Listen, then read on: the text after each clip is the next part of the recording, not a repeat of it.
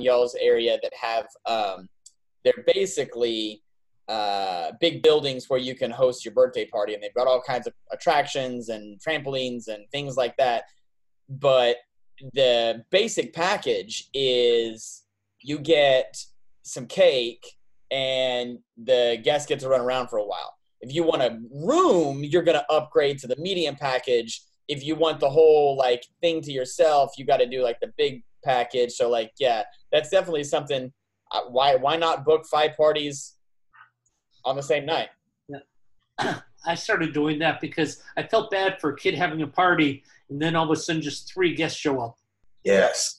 So I started thinking, like, if you go to a roller rink or something like that, every party's going at the same time, and then they stop and have their own cake by themselves. But you can do the same to martial arts. Everyone can do martial arts at the same time, and then all of a sudden you go to this side, have your table, and you have your table over there. So, well, and one thing in terms of parties, like birthday parties, and we're not doing a lot of birthday parties. I haven't really been advertising it. Basically, if someone asks us, we say yes, and then we book it right there. Like, but we're not. I don't think our systems, our procedures are good enough yet to really push it out there.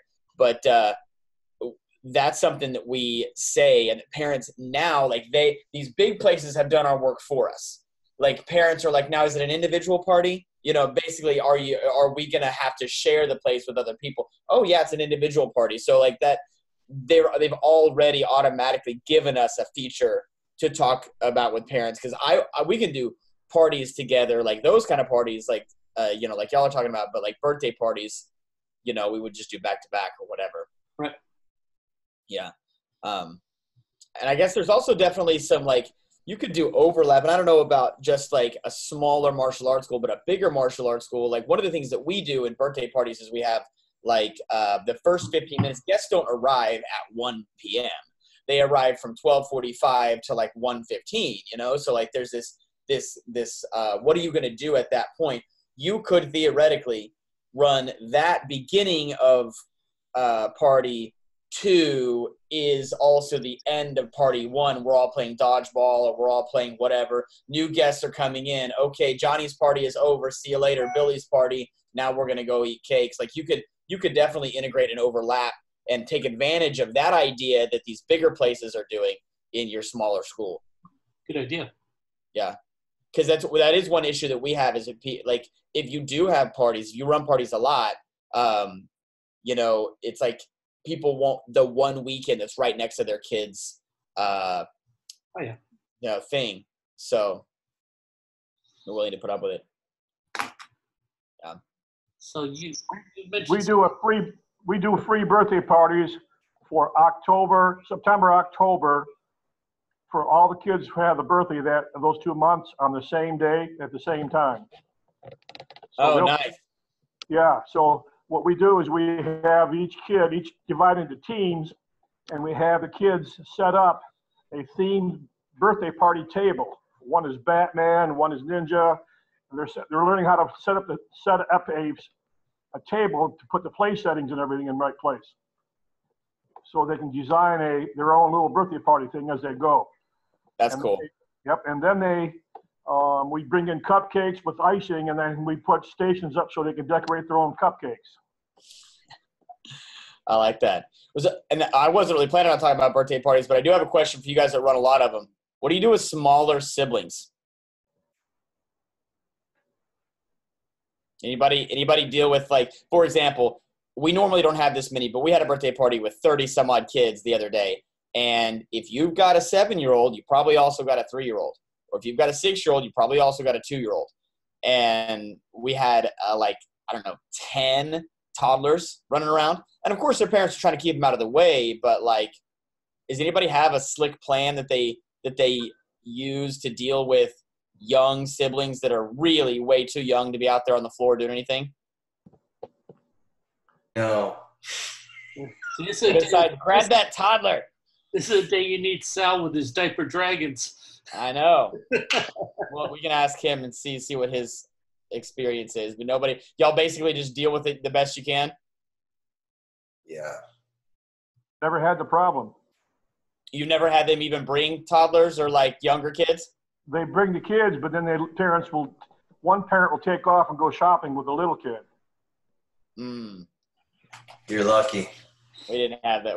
It's never really been a big problem. It's just been one kid or whatever. But it was a lot of kids this time because there was a lot of people. Like this girl was popular or something because everybody came. And we had a lot of little like, hey, buddy, you're going to get smashed. Here you go. Like, keep trying to give them to mom. And mom's like trying to keep them together. And, well, one of the things I did want to talk about is how are you guys getting, like I posted a video the other day of opt-ins, and it's 2019. It's different than 2016. It's different than 2013.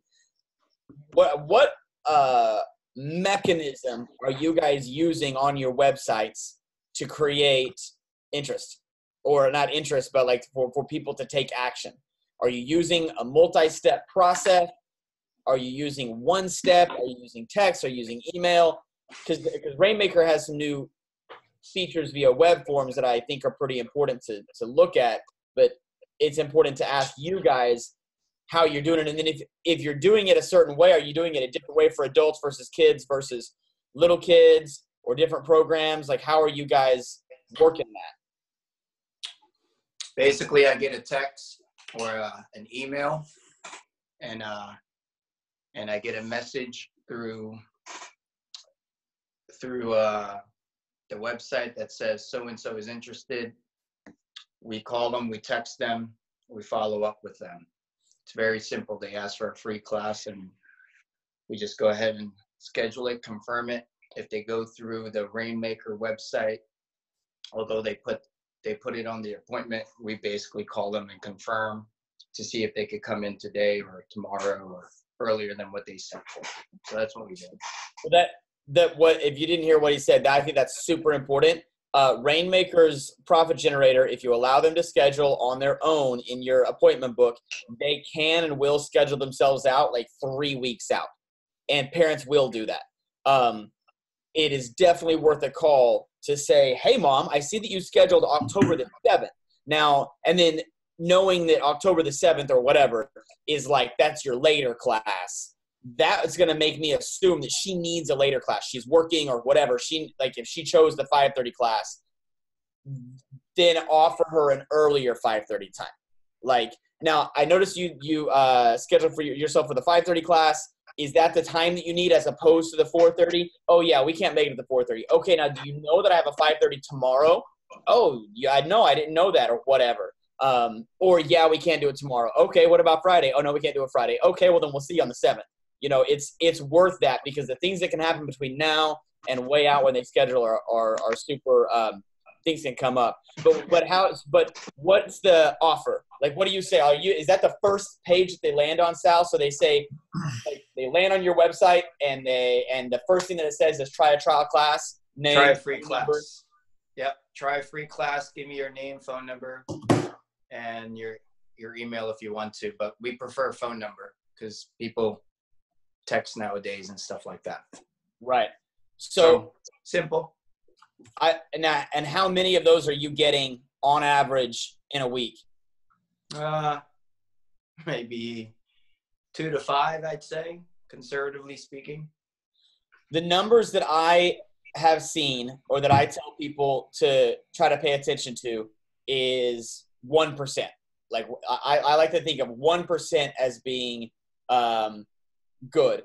10% would be unbelievable. 1% is like what you should expect. So if you're getting 2 people to schedule a trial, that's a 2% conversion rate. You would be getting, if it was 10%, you'd be getting 20 people to do a step prior to that. And if it was 1%, you'd be getting 200 people, if that makes sense. Like, if we give them the offer of a lower commitment step, we're likely to get more action takers. However, we have to make sure we can take advantage of that step. So, like, Sal might not want to deal with 300 emails, right? He may only want to deal with 3 actual trial classes. I found on my website that if we do email opt-ins, that does not necessarily stop people from doing trial classes. we're not seeing any decrease. So like people aren't annoyed that they had to put their email in and then do a trial class. If they're that annoyed or that they want to talk to somebody, they don't want to put their email in, they call us or something like that. Like I don't see someone not putting their email in and then missing out on the trial. That like confirming a trial is a much bigger step than giving an email. But if you don't have an email process or an email flow set up, Rainmaker now has an automated text feature in their web forms. So you can say, if you want a phone number, don't say, hey, give me your phone number. Say, we'll text you all the information you want. Need information about pricing and schedule? Let us text you with our most recent schedule, or let us text you with our most recent trial offer. And then you can say in fine print, schedule and offers are subject to change. Putting your phone number in will give you access to our most recent information, because schedules do change. And then you can set up an automated text in the web forms area of Rainmaker to send out that text right away. And then, of course, you guys can also call them. They may or may not answer, but you can respond to text right there through Rainmaker. You can follow up with them. Hey, I think you got your schedule. Were there class times that you can make? Most people like the 5:30 class time. What's best for you? And make sure that it's something that they want to engage with. And just because something works for me doesn't mean it's going to work for you. Like, I think prior to the internet, prior to all these different methods for people to contact you and different levers for them to take action, I think the advice, your town isn't different than my town, was a lot more true than it is today. Things may or may not work for your demographic that do work for mine. And so I think it's important, especially when we're talking about us being small business owner operators. Most of us are probably under $1 million in revenue. It's important for us to test and see what works, because if an email opt-in is allowing me to get a big email list and then I'm taking advantage of it, then I need to do that. Or if texts are working really well and that's getting me an extra 2, 3, 4 students a month, then I need to do that. I discovered text because I tried to do a 3-class, I called it a 3-class pass for kickboxing. It was free 3-class pass, and I did text us, and we will text you our coupon for your 3-class pass. 160 freaking people put their thing in like 2 weeks. It was nuts. Now, what I found was that very few of them came in to actually take their coupon. Like, they were in that fitness mindset of, oh, I'll take advantage of this free offer, and they never actually really came in to do it. So we stopped doing that, but we are looking at potentially having text information instead of email information, or a text opt-in instead of an email opt-in, as a way to make a micro commitment. Does that make sense? So like, just because it works for me doesn't mean it's going to work for you, but you have to actually test it. If you've only ever used one method of data collection or prospect opt-in on your website, you need to try all the different methods. I see people complain about this website company or this website company or this website company, and each of them have their own strategy. And it's like, well, maybe that strategy isn't working for you. You should try a different strategy. It's not about the company. It's about the strategy and what's speaking to your clients. And it really also is about the language on your website. If your website says, give me your phone number for more information, want more information, put your phone number in. No one's going to do that. If it says, put your phone number in so that we can text you an updated schedule and trial class offer, you're going to see far more texts than you are put your phone number in, And then also, if it's a micro commitment versus big trial class commitment, you're going to see a lot more people taking advantage of that as well. Micro commitment meaning, like, you guys know what a micro commitment is in terms of prospects. Like, if they do a little thing, then they're likely to, like, little yeses lead to big yeses. Yes, I'll give you my email. Yes, I'll sign up for a trial class. Yes, I'll answer the phone and talk to you. Yes, I'll actually arrive.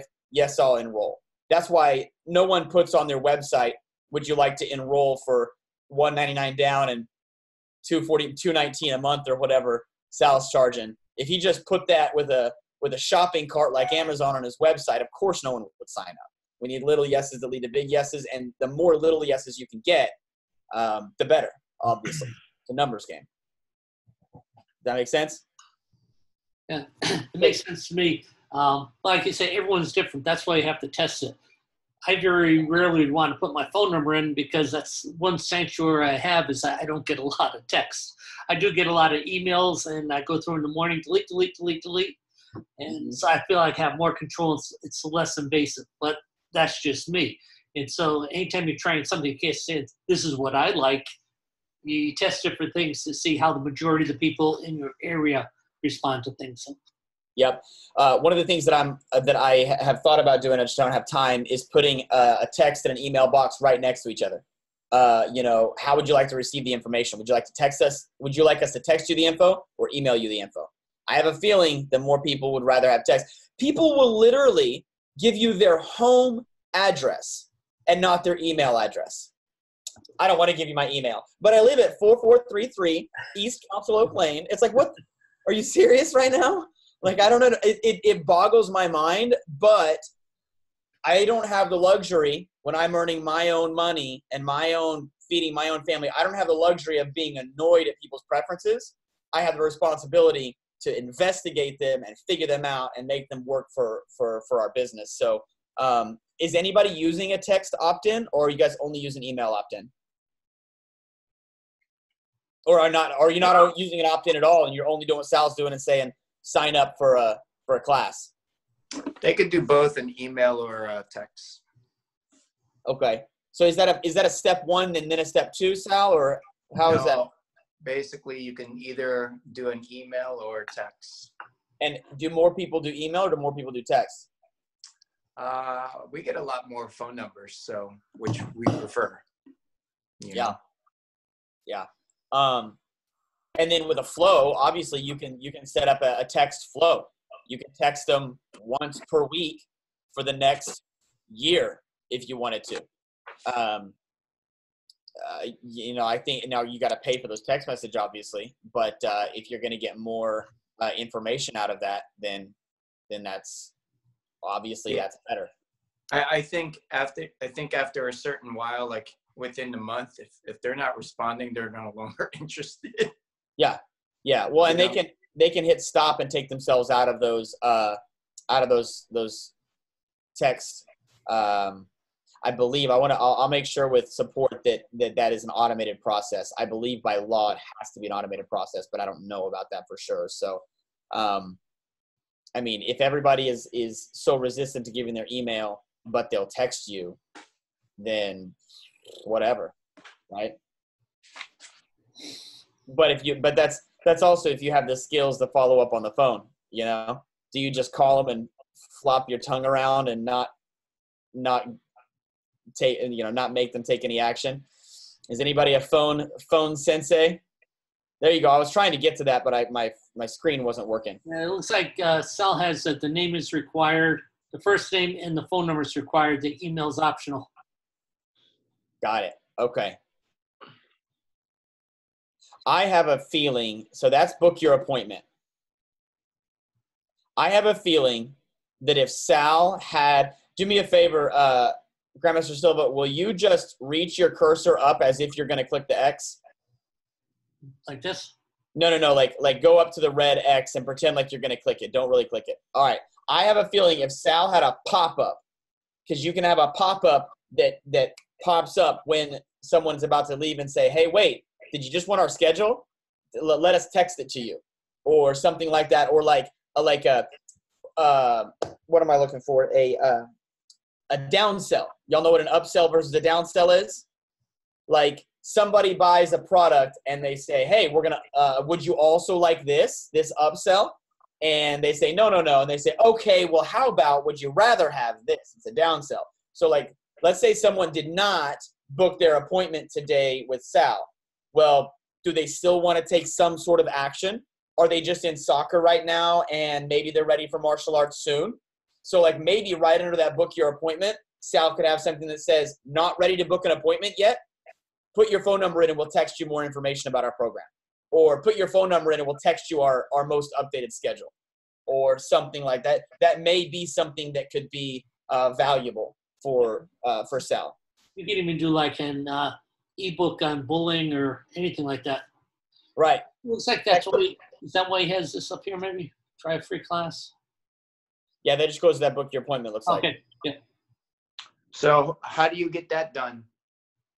What are you using right now? A web form from Rainmaker? Yeah. Okay. And You would just use a separate web. I'm actually going to talk about this tomorrow. You would just use a separate web form, and you would put it. You create a whole different web form. So you have one for book a free trial class, and in your Rainmaker account, and then you have one for text opt-in only, and then right underneath that. So your web designer, whoever that is, would put that right underneath that and say, not ready to sign up yet. Let us text you more information. And then I would not call them on day one. I would set up a task that if they haven't signed up by day 5, maybe then you text them, or maybe then you call them. I just noticed this when you said that. I don't know what I was looking for, but it says before you leave, they tried to do one more offer. So I thought that was cool. I don't know what the website was, but I just remember going to this and they have something pop up and Yeah. still Wait trying to before you leave. Yeah, exactly. trying to grab me by the shoes as I'm walking out. Well, and then I'm sorry. I know that we're testing the. I'm sorry, William. no. Go ahead. We're testing to try a free class button too that we added on about a month ago. When we first started talking about try a free class, go right to the automatic schedule. And I think out of probably maybe 40, but we still have on there request more information. That's the main Rainmaker opt-in with email, name, email, and phone number. And probably out of whether I don't know right in front of me, whether it's 30 or 40 opt-ins, I think 2 went right to the online scheduler, but most are still requesting more information. Mm-hmm. Of course, it leads to scheduling class, but it's the automatic response that they text back, right? They get the automatic text right away. What can we help you with? And then they tell us exactly what they want to know. Right. Well, and to me, one of my best examples of an opt-in means, so just to clarify, an opt-in is they are opting in to get more information, whether that be with text, with email, or even with all of their information. An opt-in can be give me your child's birth date. It doesn't matter.